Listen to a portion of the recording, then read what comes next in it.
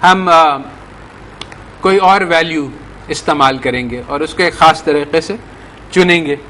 तो मैं उसको अभी डेमोन्स्ट्रेट करेंगे तो फिर बात समझ में आएगी, इसको यहाँ से नहीं समझा सकते। तो जब रियल वर्ल्ड प्रॉब्लम्स हों तो उसमें साइमल्टेनियसली दो फ्रंट्स पे सोचना होता है। एक तो वो जो टेक्निक है और दूसरी तरफ जो रियल वर्ल्ड इशू है, दोनों को साथ रखना होता है।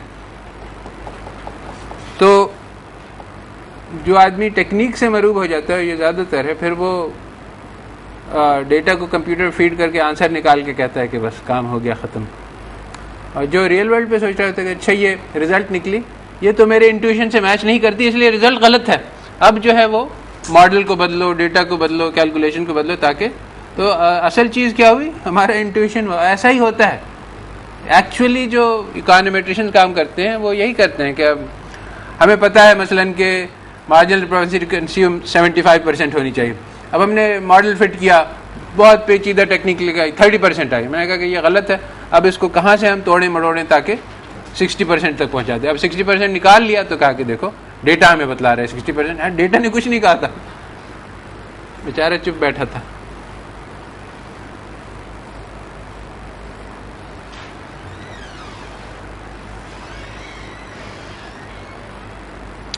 अच्छा, दो तीन बेसिक कॉन्सेप्ट्स हैं जिसको बस जहन में रखने के लिए हैं, बाद में ये काम आएंगी। एफिशिएंसी मेजर करते वक्त हम कंपेयर कर रहे हैं एक फर्म को किसी दूसरी फर्म से, तो इसमें दो टाइप्स ऑफ मेजर होती हैं। इनपुट ओरिएंटेड, उसमें ये कहते हैं कि आउटपुट को बराबर रखो और इनपुट को कम करते जाओ। यानी अगर फर्म इनएफिशिएंट है तो कम इनपुट से वही वहाँ तक पहुँच सकती है, तो कितना कम करने की ज़रूरत है टू अचीव द सेम।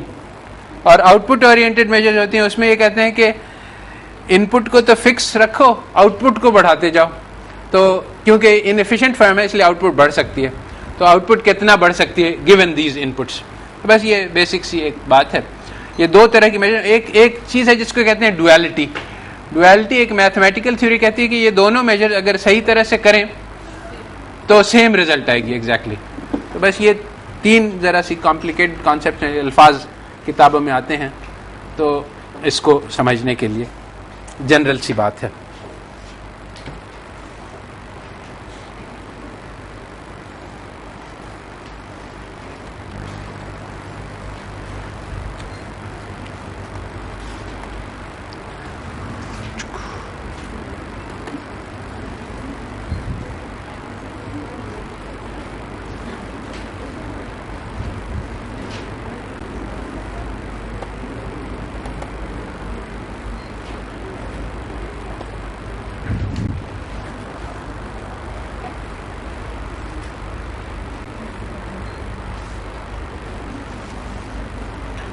अच्छा, ये मैंने एग्जाम्पल वर्कआउट किया है।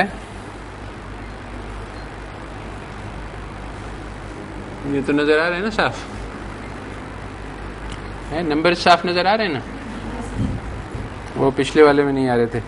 अच्छा, तो ये वही है मगर ये आर्टिफिशियल एग्जाम्पल है, मैंने नंबर्स वगैरह बदल दिए हैं। तो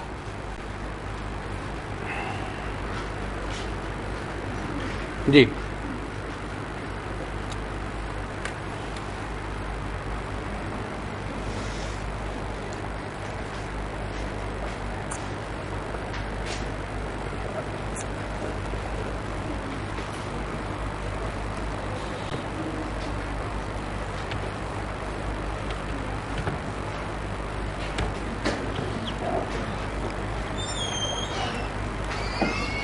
अब मैं कुछ एफिशिएंसी कैलकुलेशंस दिखलाना चाह रहा हूँ, जिसमें शुरू में हम लोग वो तरीक़ा जो अभी सीखा है उसको रेप्लिकेट करेंगे, फिर मैं ये बतलाऊँगा कि इससे DEA मेजर तक कैसे पहुँचते हैं।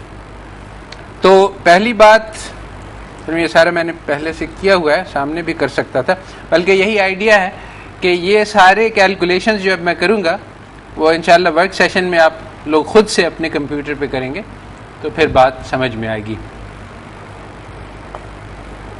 तो अभी मैं डेमो कर रहा हूँ और बाद में आप लोग को इसकी प्रैक्टिस करने का मौका दिया जाएगा। तो अब ये हमने सिर्फ 10 यूनिवर्सिटीज़ ली हैं ताकि कैलकुलेशंस सामने आए। इसमें ये स्टूडेंट्स की तादाद है, फैकल्टी की तादाद है, एडमिन के नंबर्स हैं और एरिया है। मैं फिजिकल आउटपुट्स पे वापस आ गया जस्ट टू शो, क्योंकि नॉर्मली जैसे जो क्रॉप एग्जाम्पल है जो शायद अतीक आप लोगों को करवाए, उसमें फर्टिलाइज़र है और फार्मलैंड एरिया है। तो रिमेंबर कि उसमें जो फर्टिलाइज़र डेटा है वो फर्टिलाइज़र पर एकड़ है, वो हमें नहीं इस्तेमाल करना होगा, क्योंकि जो इनपुट है वो हमारी टोटल फर्टिलाइज़र होगी आउटपुट के एतबार से। इस बात पे यानी थोड़ा सा गौर करना होता है कि कौन सा रेलेवेंट, जिस तरह से रेंटल वाली है कि कैपिटल वैल्यू नहीं बल्कि रेंटल वैल्यू, इसी तरह से इनपुट्स के बारे में गौर करना होता है कि is this directly related proportionally to the output या नहीं। अगर ये डायरेक्टली प्रोपोर्शनल है तब वो इनपुट में इस्तेमाल होगी, और नहीं तो फिर उसके और कॉम्प्लिकेशंस होते हैं। अच्छा, तो ये तो हमारी 4 हुई, और अब हमारे पास एक बहुत प्रैक्टिकल प्रॉब्लम है, ये सोचने की बात है। और क्योंकि डेटा आर्टिफिशियल है, मगर यही है बात कि फ़र्ज़ करें कि किसी ने कहा कि ये वाली जो हमारी नंबर 2 यूनिवर्सिटी है, इसमें 250 एडमिनिस्ट्रेटर हैं। फ़र्ज़ करो कि ये बात, और ये बात इस तरह से कहते हैं, अखबार में आ गई कि ये यूनिवर्सिटी नंबर 2 जो है, ये फोर्थ लाइन पे, ये तो बहुत ही खाऊ यूनिवर्सिटी है, इसमें 250 एडमिनिस्ट्रेटर्स हैं, किसी और यूनिवर्सिटी में पूरे पाकिस्तान में इतने ज़्यादा नहीं है।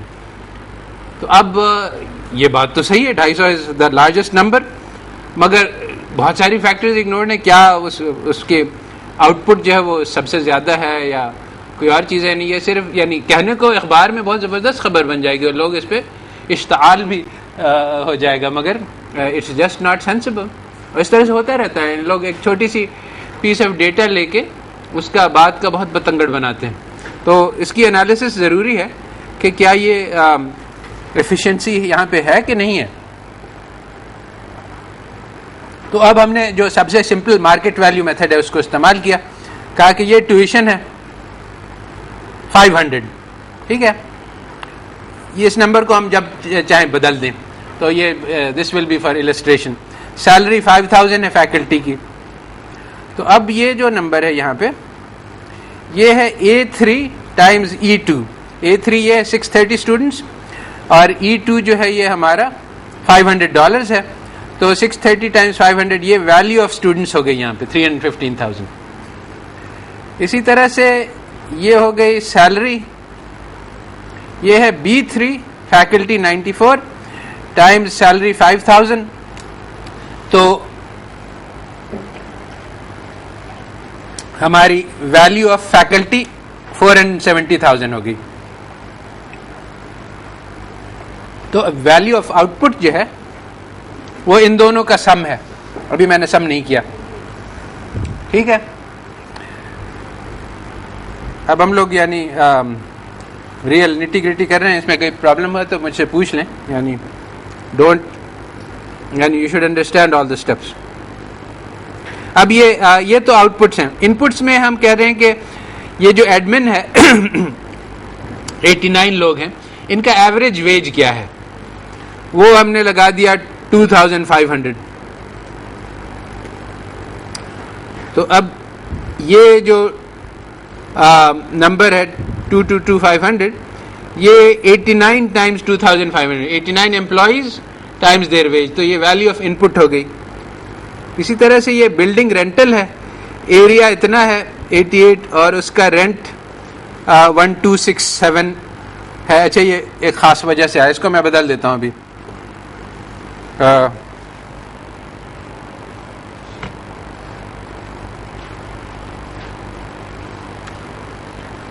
तो हमने जो ये रेंट है इसको 1000 कर दिया। अच्छा, यहाँ पे एक यानी बात to note before we go on, अगर हम इस तरह से कर रहे हैं कि हमने एरिया लिया, तो अब इसकी ये rental value actually imputed rent होगा, ये हमारे पास कोई एक्चुअल फिगर नहीं होगा, क्योंकि ये बिल्डिंग की हम कॉस्ट नहीं शुमार कर सकते क्योंकि वो इनपुट नहीं है, तो बिल्डिंग की एज इफ अगर वो उसको हम मार्केट में रेंट करते तो क्या वैल्यू आती, वो रेंटल हमें किसी तरह से कैलकुलेट करके उसको इम्प्यूट करना होगा। और ये एक्चुअल प्रॉब्लम होता है, यानी इन टर्म्स ऑफ जब लड़ाई होती है एडमिन वालों की हम लोगों से कि हम आपको बहुत पैसे देते हैं और आप उसके रिजल्ट नहीं निकालते हैं, तो फिर उसमें हमें कितने रूम्स दिया गए हैं उसको तो कैलकुलेट कर सकते हैं, मगर उसकी क्या वैल्यू है असल, वो उसको यानी कंपेरेबल है बाकी बजट आइटम्स से। तो हम कहते हैं कि आपने हमें कम कमरे दिए, हम ज़्यादा दिए, तो उसमें ये इम्प्यूटेड रेंटल वैल्यू जो है वो निकालनी होती है। और उसका कोई ख़ास यानी क्लियर कट अनएम्बिगुअस तरीक़ा नहीं है। बहुत से तरीक़े हैं जो कि इस्तेमाल किए जा सकते हैं, मगर इस पर डिस्प्यूट हो सकती है। यहाँ पे कोई यानी मार्केट में जाके डेटा नहीं मिलेगा, ये रियल वर्ल्ड इशू है जिसका कोई सेटिस्फैक्ट्री हल नहीं है। तो उसका एक तरीका होता है कि उसको थोड़ा सा वैरी करके इधर उधर देख लिया जाए कि हमारे रिजल्ट्स कितनी सेंसिटिव हैं इस पे। अच्छा, तो ये तो हो गया हमारे सिंपल मल्टीप्लिकेशन, ये तो सबको आता है ना, ठीक है। तो अब जो वैल्यू ऑफ आउटपुट है ये है E3 प्लस F3, मगर क्योंकि बहुत बड़े बड़े नंबर्स बन रहे थे तो मैंने उसको 10,000 से मल्टीप्लाई कर दिया जस्ट फॉर स्केलिंग, ताकि वो नंबर्स रीडेबल अंडरस्टैंडेबल हों। तो ये बस वैल्यू ऑफ आउटपुट है मेजर्ड इन $10,000। तो 79 टाइम्स 10,000 ऑस्ट्रेलियन डॉलर्स, ये ऑस्ट्रेलियन डेटा ही का एक नकल है। और जो वैल्यू ऑफ इनपुट है वो G3 प्लस H3, यानी wage paid to the faculty plus rental for the buildings. तो अब प्रोडक्टिविटी क्या हुई, it's the ratio of 79 to 31, ठीक है, सॉरी I3 ओवर G3। तो 79 डिवाइडेड बाई 31 जो है वो हमारा 2.53। इस नंबर का इकोनॉमिक सिग्निफिकेंस है, यानी ये यूनिवर्सिटी जितना खर्चा करती है उसका 2.5 गुना कमा लेती है।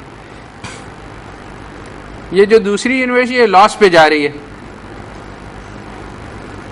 क्योंकि इसकी वैल्यू ऑफ आउटपुट 63 है, वैल्यू ऑफ इनपुट 79 है। अगर प्राइवेट सेक्टर में है तो डूब जाएगी, अगर गवर्नमेंट सेक्टर में है तो चलती रहेगी। बाकी सारी यूनिवर्सिटीज़ की इसी तरह से सिंपल कैलकुलेशंस हैं। समझ में आएगी सबको?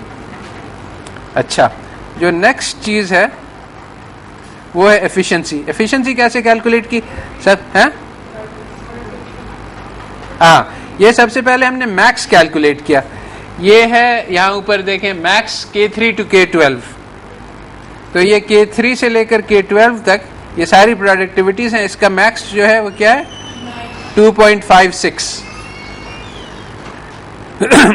ये हमारी नंबर 9 यूनिवर्सिटी की प्रोडक्टिविटी है जो सबसे ज़्यादा हाई है, मगर बाकी सब भी करीब करीब हैं। अब एफिशिएंसी जो है वो K3 यानी कि productivity divided by maximal productivity K13, तो ये 99% एफिशिएंट है। ये सिर्फ 31% है जो नंबर 2 है। 64, 97, 90, 97, 100%। जो मोस्ट एफिशिएंट यूनिवर्सिटी है वो 100% एफिशिएंट है, और बाकी सब की इसी तरह से। बस, तो ये हो गया हमारे कैलकुलेशंस।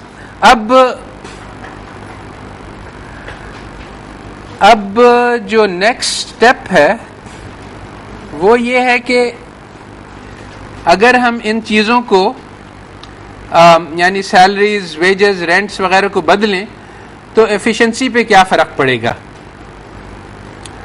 तो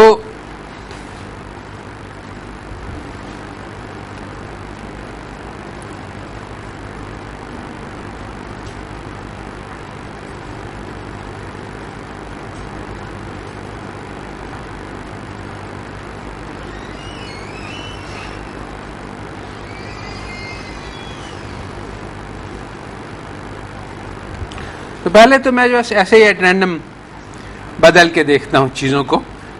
इस वक्त जो है वो हमारी बेस्ट यूनिवर्सिटी नंबर 9 है, फर्ज करें कि हम सैलरीज को बहुत बढ़ा दें, तो क्या ये ही यूनिवर्सिटी मोस्ट एफिशिएंट रहेगी या कोई और निकलेगी? देखते हैं। अब सैलरीज को 5,000 के बजाय हम 50,000 कर देते हैं।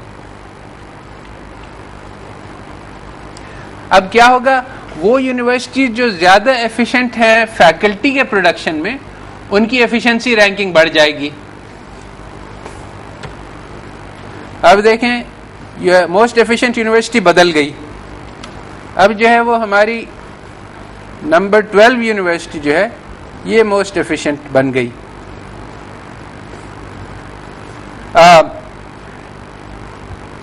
इसमें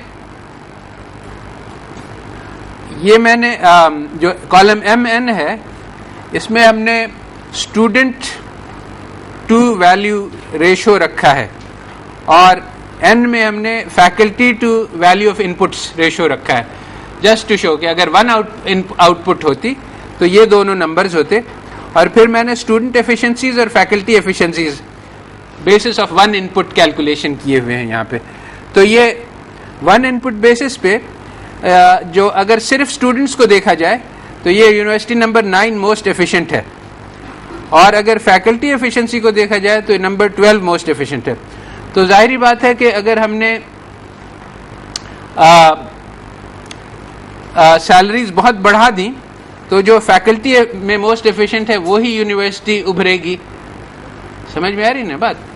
और जो पहले थी, जो स्टूडेंट्स जो सैलरी कम थी तो स्टूडेंट्स वाली टॉप पे आई हुई थी मगर इसके अलावा भी आ जाती हैं बीच में, क्योंकि वो ज़रा कॉम्प्लिकेटेड नॉन लिनियर इश्यूज बीच में आ रहे हैं। अच्छा, फर्ज करें कि हम ट्यूशन को बहुत बढ़ा दें, इस सैलरी को फिर से कम कर देते हैं।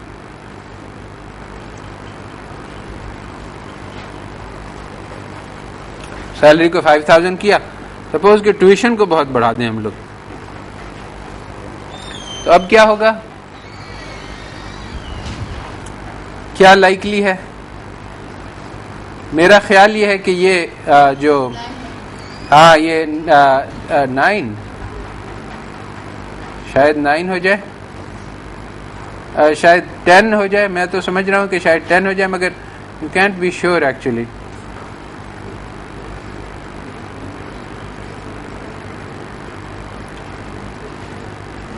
हाँ, 10 हो गई मोस्ट एफिशिएंट, क्योंकि 10 जो है वो स्टूडेंट्स में मोस्ट एफिशिएंट है। तो ये दोनों यूनिवर्सिटीज, फैकल्टी अगर हम मैक्सिमाइज कर दें तो ये वाली बेस्ट है, और स्टूडेंट्स को मैक्सिमाइज कर दें तो ये वाली बेस्ट है। और अब ये जो ट्यूशन और सैलरी में अगर हम यानी बढ़ाएंगे तो बेसिकली इन्हीं दोनों में से निकलेगा, मगर कभी कभी बीच का कोई भी आ जाता है वो। अच्छा, ये तो हो गया अगर हम ट्यूशन और सैलरी में फ़र्क करें। इसको मैं ज़रा फिर से वापस कोई रीजनेबल नंबर बना देता हूँ।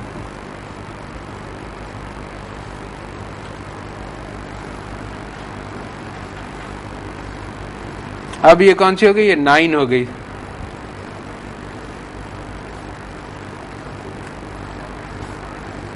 ये 9 मोस्ट एफिशिएंट बन गई, न 10 न 12, क्योंकि अब जो है वो दोनों में थोड़ा सा बैलेंस है। तो ये समहाउ और दी अदर ये बैलेंस ज़्यादा अच्छा मेंटेन कर रही है।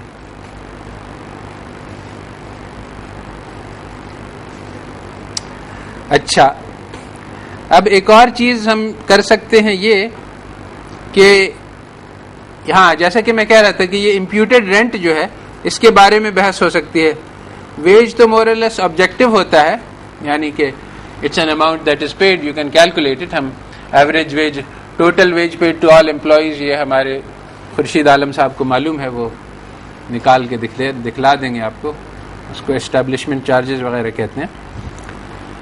और नंबर ऑफ एम्प्लॉयज वो भी आपको टू द लास्ट पर्सन बतला देंगे, तो उनको डिवाइड करके एवरेज वेज हम निकाल सकते हैं।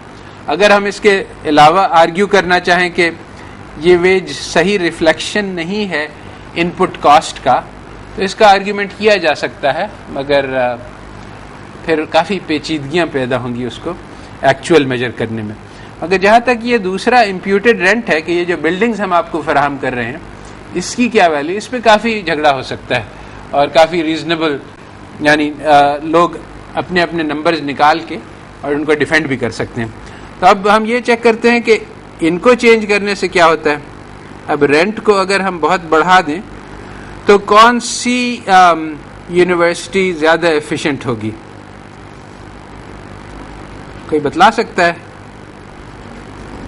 रेंट को हम 100,000 कर देंगे तो एफिशिएंसी किस यूनिवर्सिटी की ज़्यादा अच्छी हो जाएगी? है 7 है? नहीं, बात यह है कि इनपुट कॉस्ट हाई होने से वो यूनिवर्सिटी इनएफिशिएंट होगी। जो इसकी सबसे कम इनपुट्स है ना, ये नंबर 3 या नंबर 6, हाँ ये 3 और 6 सबसे कम एरिया इस्तेमाल करती हैं, तो ये एफिशिएंट हो जाएंगी ज़्यादा। और 12 की भी चांस है कि कुछ आगे बढ़ जाएंगे। जो जिसका जितना कम है उतना ज़्यादा उसका फ़ायदा होगा। तो अब हम, ये क्या हो गया?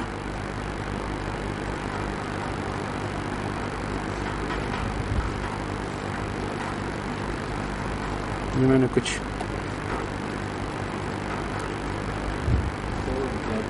क्या हुआ,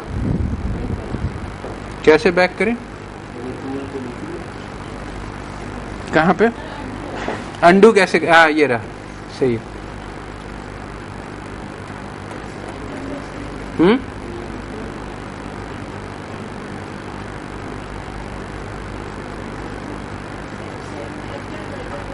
किस पे एंटर करना? इस पे एंटर में कर दें। ओह अच्छा अच्छा, एस्केप करने की कोशिश करता हूँ। हाँ दैट्स बेटर।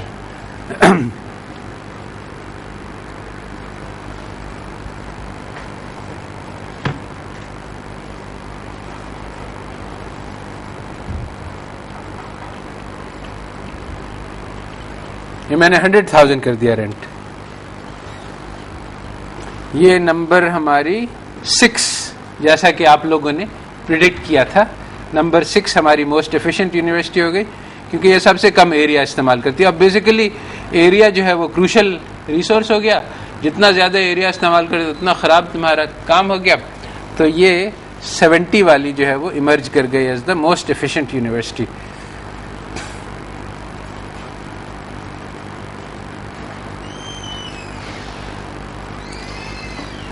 अच्छा, तो अब ये बात समझ में आ गई कि अगर हम ये प्राइसेस, मार्केट प्राइसेस बदलेंगे तो एफिशिएंसीज बदल जाएंगी। तो अब DEA जो है वो एक अजीब सा एक आइडिया है, बहुत गलत आइडिया है और बहुत आम इस्तेमाल हो रहा है। वो ये है कि हम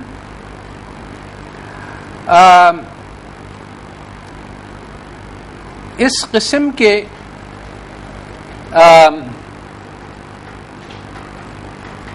चलो पहले मैं रेंट को जरा नॉर्मलाइज कर दूं बिफोर आई गो।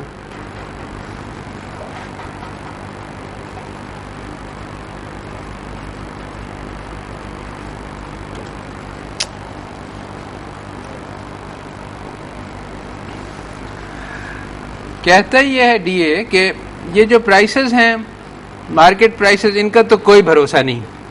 असल में ये इंजीनियर्स ने बनाई है टेक्निक, इसीलिए इकोनॉमिस्ट इसको पसंद भी नहीं करते हैं ज़्यादा। तो कहता है कि मार्केट प्राइसेस को हम वेरी करते हैं इस तरह से कि मैक्सिमम पॉसिबल एफिशिएंसी हमारी प्रोड्यूस हो जाए। बस this is the main idea of DEA।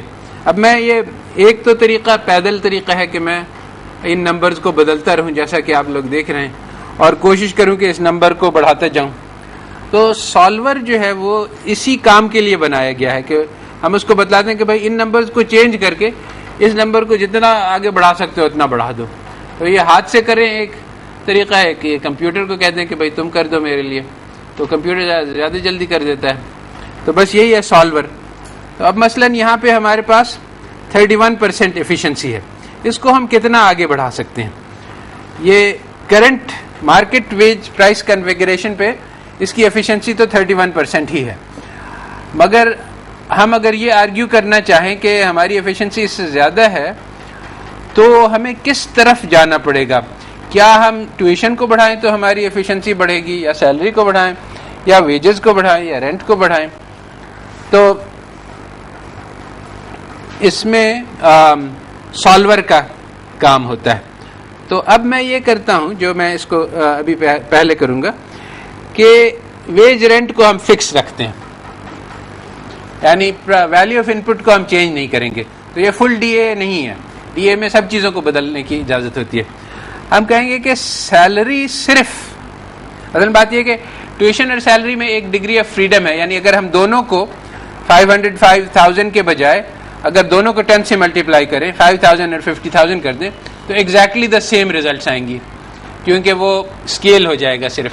तो इसलिए दोनों को बदलने में हमारे पास एक एक्स्ट्रा वेरिएबल आ जाता है जो सही नहीं है, यानी फंक्शन तो एक ही वेरिएबल का है, हमने 2 वेरिएबल उसको दे दिए, तो फिर वो मैक्सिमाइजेशन का रूटीन चकरा जाता है।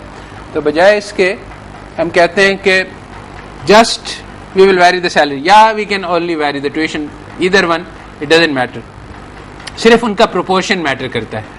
तो अब मैं चाहता हूं कि ये देखूं कि ये हमारी जो नंबर 4 लाइन है, इसकी मैक्सिमम पॉसिबल एफिशिएंसी क्या है। तो अब इसके लिए हाँ सॉल्वर लगाना होगा। ओह, आई होप कि वो है अवेलेबल है। कहाँ पे? टूल्स में आता है? नहीं, डेटा, हाँ सॉल्वर मौजूद है। Good good. ये क्या किया हुआ? अच्छा ये मैंने पहले से लगाया हुआ था, ठीक है। सबसे पहले हमें टारगेट सेल सेलेक्ट करना होगा। टारगेट सेल हमारा ये कौन सा? 31% कर रहे हैं हम लोग, ठीक है। तो इस 31%, ये यूनिवर्सिटी नंबर, ये L4 है, ये इसकी एफिशिएंसी हम मैक्सिमाइज करना चाहते हैं। अब बाय चेंजिंग सेल्स, तो इसमें हम सिर्फ एक सेल इसको देंगे कि सैलरी बदल के ट्राई करो।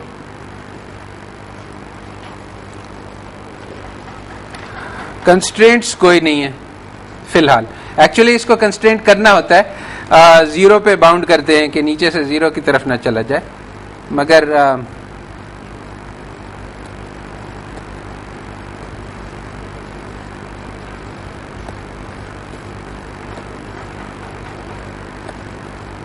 Okay.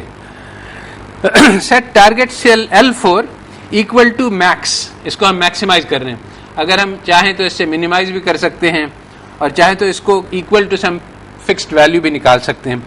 By changing cell F2, salary को बदल बदल के देखो कि एफिशिएंसी कितनी बढ़ सकती है इसकी। अब इसको सॉल्व कर देते हैं। उप्स,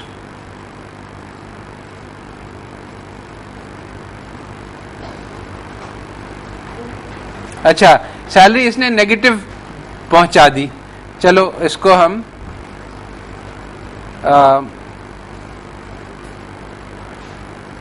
अच्छा अब हम फिर से करते हैं। इस बार हम इसमें वो डाल देंगे कंस्ट्रेंट।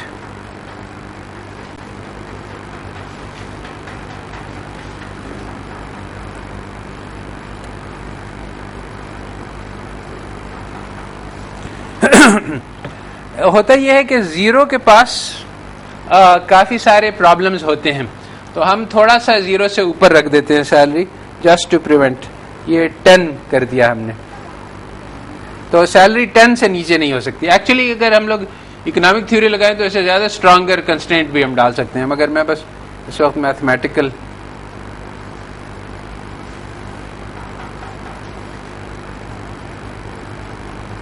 ओके। अब सोल्यूशन निकल आया।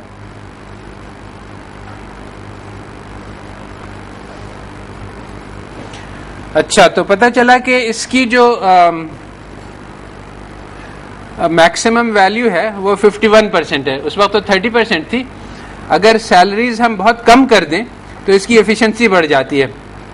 तो इसका क्या मतलब है? मतलब ये कि ये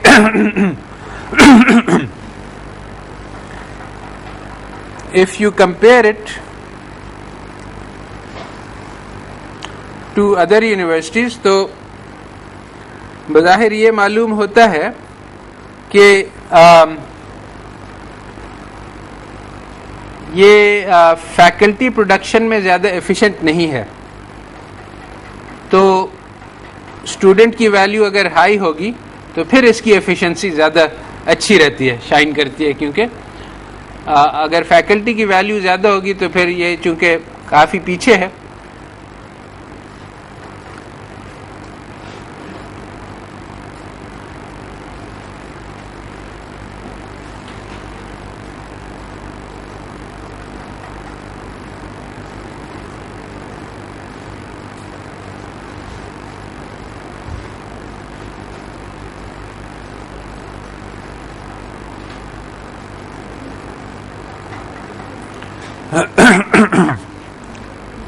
एक चीज़ जिस पे मुझे हैरत हो रही थी कि ये